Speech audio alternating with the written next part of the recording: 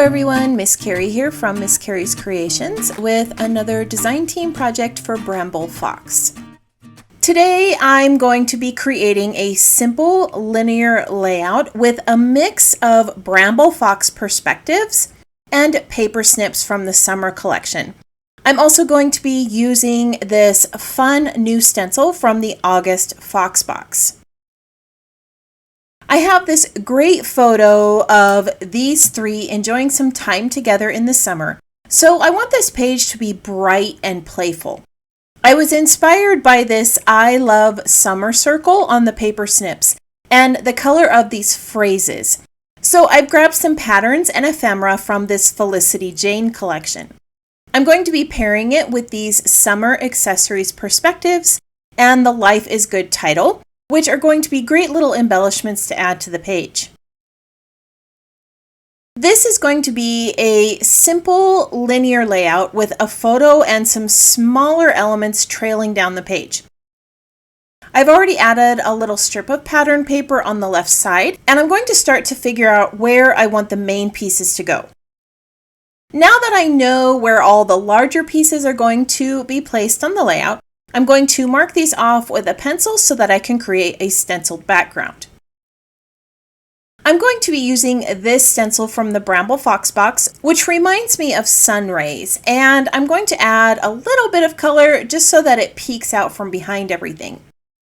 I'm using Distress crayons for this because they give me the look of watercolor, but they have a bit more pigment.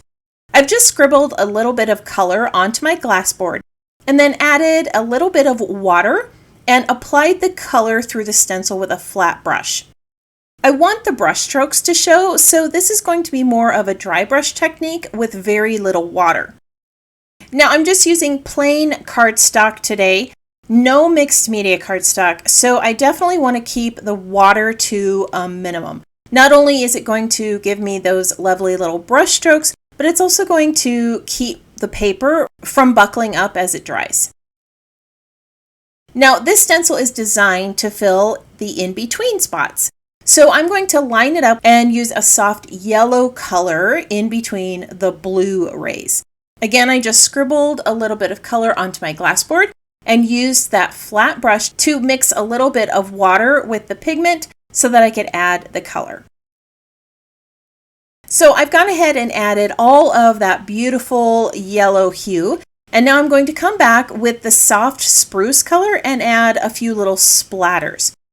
Again, I've just scribbled a little bit of pigment onto my glass board, added a tiny bit of water, and I'm just using a paintbrush to add the splatter. I'm going to set this aside to dry, and then off camera I will attach the pattern strips of paper and add a little bit of stitching. So I've gone ahead and attached my pattern paper and ran it through my sewing machine. I have backed the photo with some lovely blue paper, and I'm layering the two tags to the left of the photo. I have cut off the top of the ledger paper tag so that I could see more of that blue plaid tag underneath. I want the title to overlap this a bit so that it doesn't look like it's just floating out there. Now I'm not going to adhere it in place yet because I still need to type my journaling on that tag. With all of the vertical elements on the page, I do need to balance it out with some horizontal strip. One of these is going to be cut at an angle and the other is going to be torn like washi tape. I love the colored dots on the white background with the mix of the plaid layered together here. I've started to put a few of the elements on my page, including the page snips, a tag, and some florals. And I was really struggling to find some balance. I continued to add elements to the page like this little flair piece. Now these are cut from the paper snips. If you're not aware of this, these can be cut out using a 1-inch punch or a 1-inch die. And then you cover it with the epoxy stickers. When you attach those little epoxy pieces over the top, it makes a really cute flair element for your page. Now, I tend to use a lot of florals on my pages and decided that maybe I had too many on this page. I like the ones that are next to the photo, but the one near the title is a little bit too much. So I'm going to remove everything and try to balance this out a little better.